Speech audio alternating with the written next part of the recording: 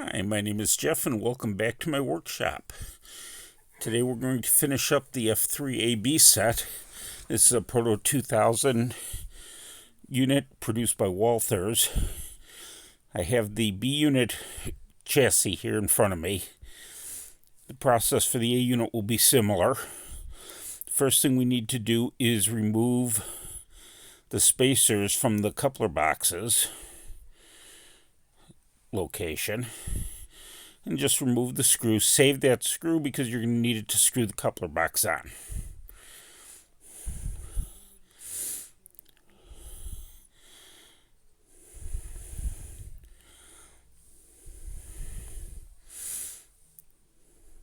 Once those are removed, we will be able to get the couplers installed.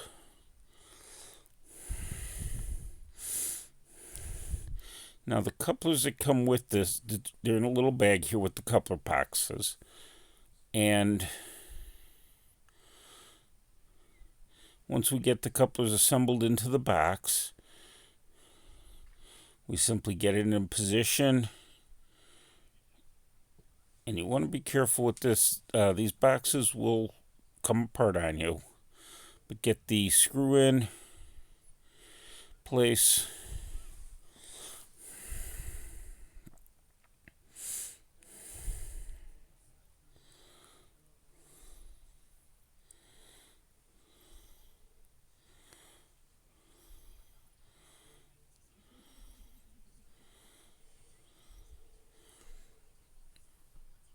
And then you can get the coupler in and screw it down. And I apologize, it's hard to see between my hands, but it took both hands to get this in there and working. And just get it tight enough that it's secure, but not so tight that the coupler doesn't move freely.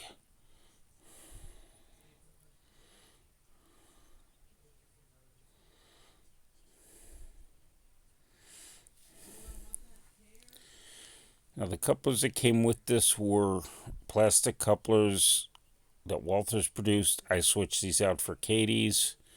On the B unit, Katie 148s, which is a medium shanked center whisker coupler.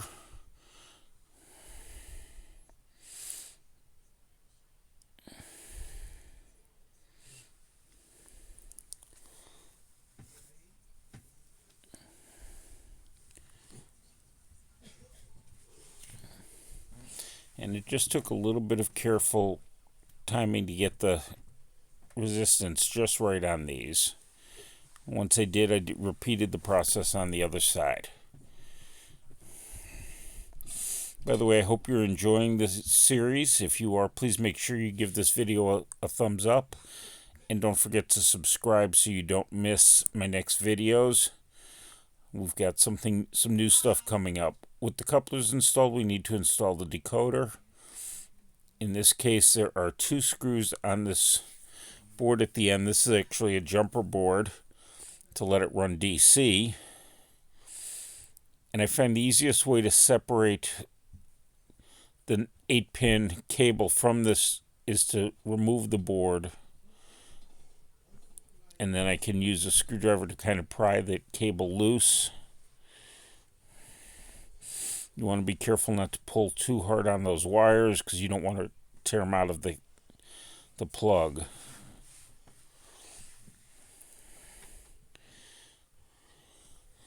But the tip of a screwdriver does a good job of getting that plug started coming out. And then you can get it removed. Now, you don't need to save that board if you know you're not going to convert back to DC. Because this club is going to the club, I'm going to put that board back. It also gives me a nice, convenient place to rest the decoder on without having to worry about it falling into the gear tower below. So I'm just going to use the 2 screws and screw that back in.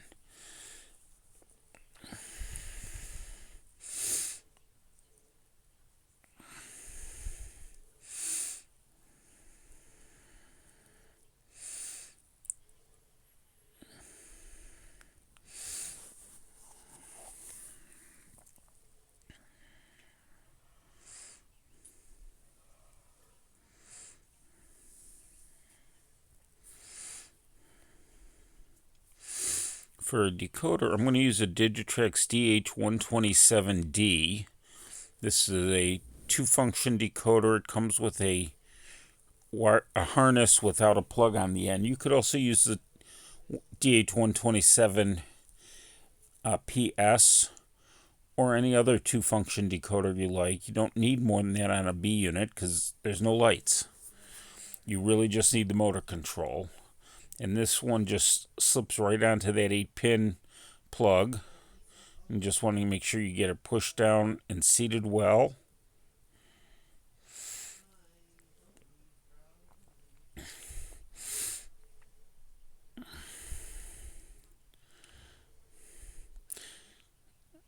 And the reason it doesn't matter which version of this decoder you use is because we're not using the harness. Because the engine already has the harness built into it. Now I'm replacing the electrical tape they had holding the wires down with some Kapton tape.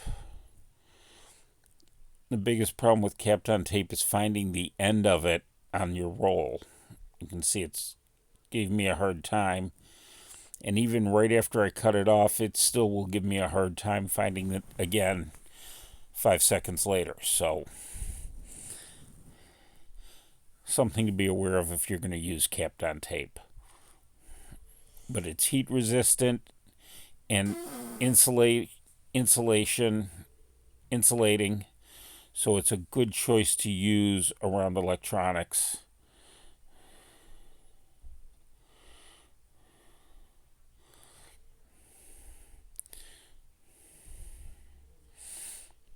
In this case, I just want to use it to hold the wiring down and in place.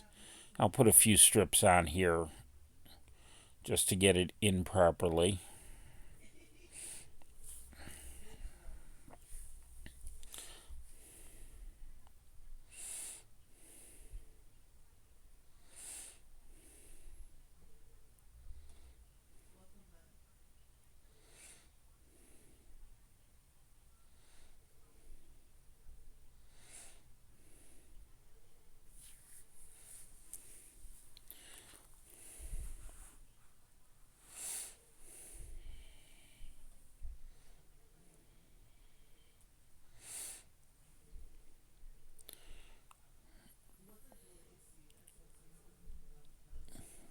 And once the decoder's in place, I'll get one last piece of tape on here just to make sure those wires don't go anywhere.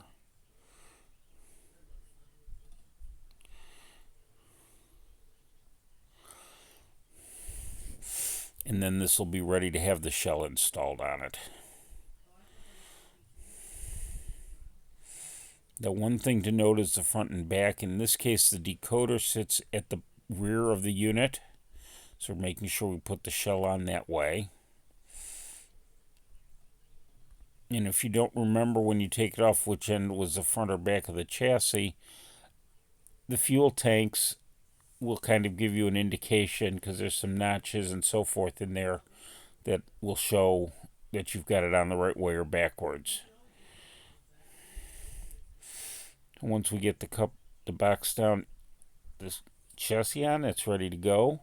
We'll be doing the B unit in very similar fashion. The only difference is that we need to install the decoder before the front coupler because the front coupler sticks through a spot in the shell. With that done, a little bit of weathering, and this is going to be a light weathering job. We're just going to take a little bit of dirt and grime and get it on the trucks and just above the trucks. And I'm using pan pastels as you've seen me do many times on this video. Do it for both the A and the B units.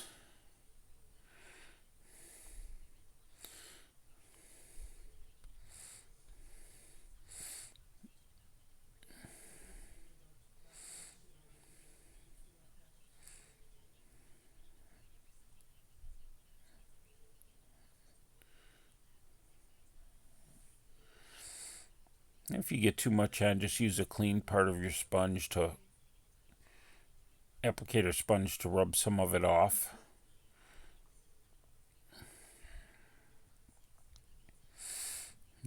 Everything I do on the front set, on one set, I'm going to do on the other.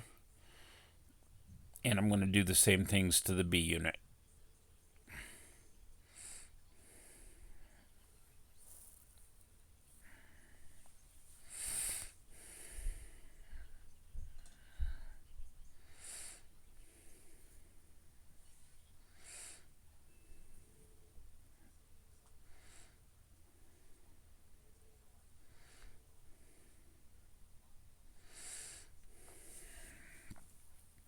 By the way, if you stay tuned to this video this channel, in a week or so, I'm going to be introducing a new layout that I want to start building. I've acquired some space and a little bit of plywood to start it with. It's going to be a roughly 2-foot by 8-foot layout that'll sit on shelf brackets. So it should be fun. Should be a fun little switching layout. And we're going to be doing some things a little unique because I want to try and save some money doing it. So stay tuned for that in a future video. I'm also going to use a little bit of black pan pastel and go kind of heavy. I want to get that on the exhaust fans and exhaust stacks and vents, just to kind of help bring them out and show where kind of dirt would accumulate along the locomotive and along the locomotive top.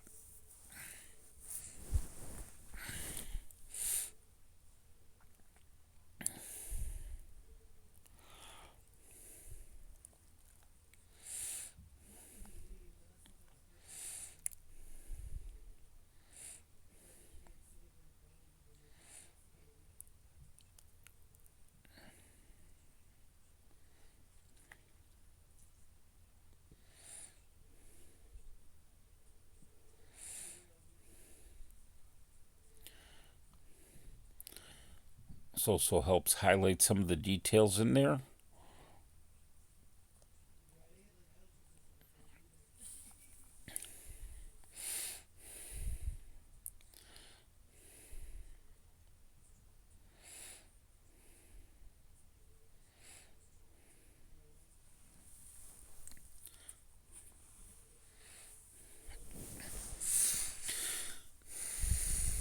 And with that, this pretty much wraps up the video.